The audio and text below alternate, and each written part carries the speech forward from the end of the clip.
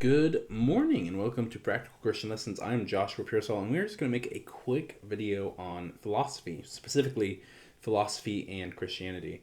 I've seen this popping up quite a few places, and to be fair, this has been an argument since the early church, ever since Tertullian's, and I mean admittedly before, but Tertullian's famous quote, "What has Athens to do with Jerusalem?" is the ancient saying.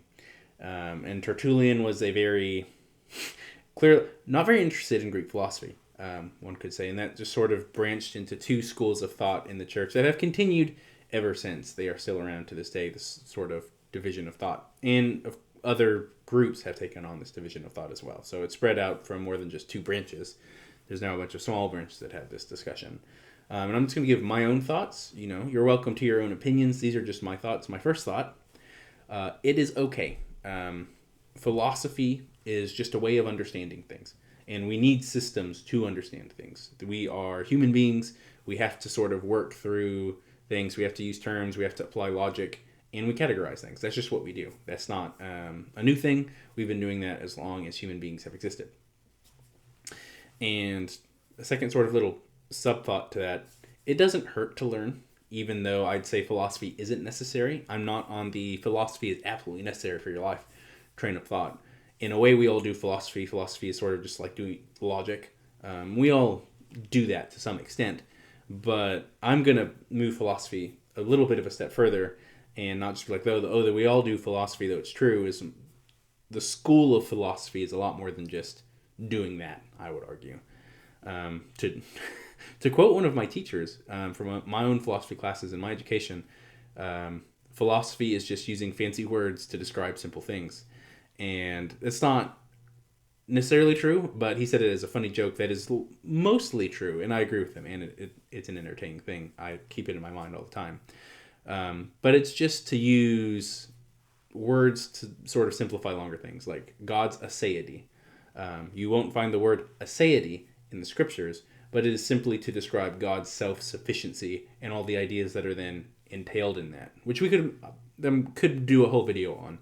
But that's sort of how philosophy often works, is a system of understanding something using logic to understand a truth is made, and then a term is applied to summarize and then like shrink it all down to one word.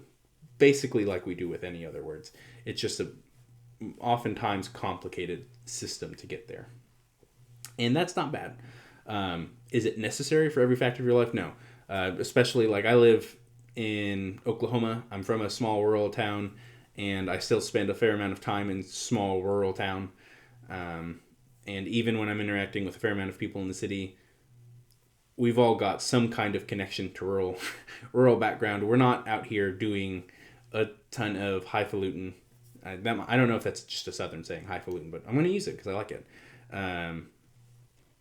Just high-level language. Often we're all just speaking lower to the ground, very, very common, average, everyday speech. Average might be relative, but I think the intention gets across here. But philosophy is also very useful in certain fields.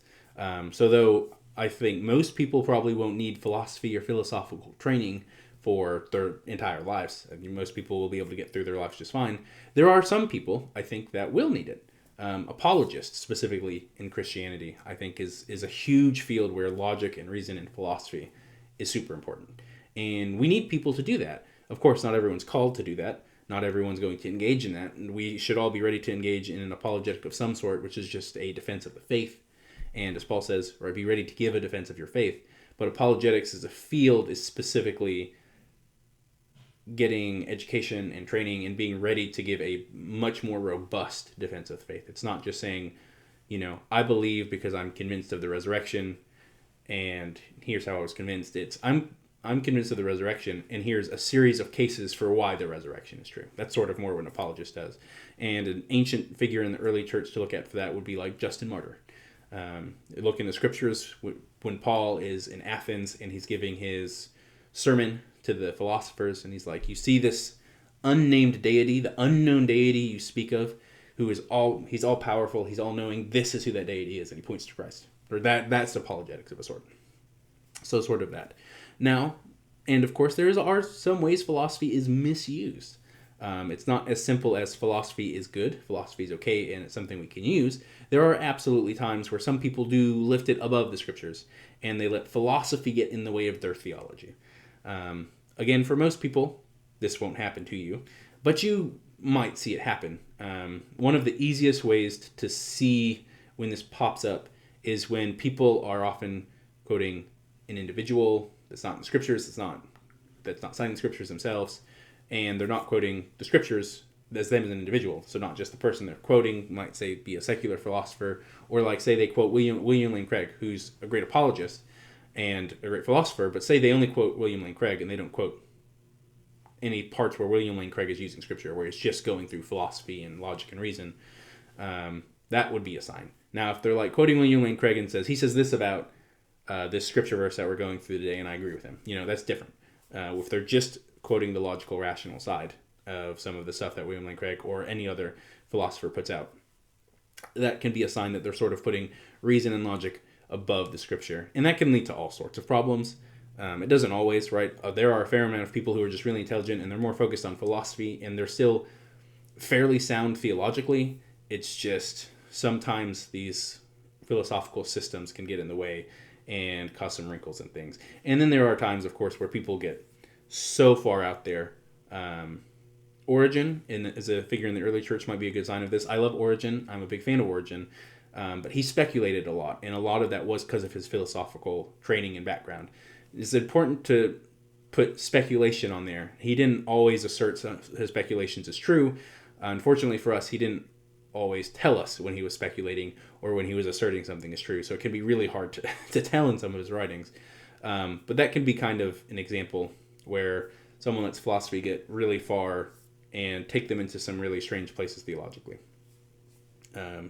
But the answer to that isn't to just remove philosophy and say it's evil and say it's something we should avoid. It's to understand that, to keep that in mind, and be on the lookout for that. And if you see someone doing that seems to be starting to raise philosophy,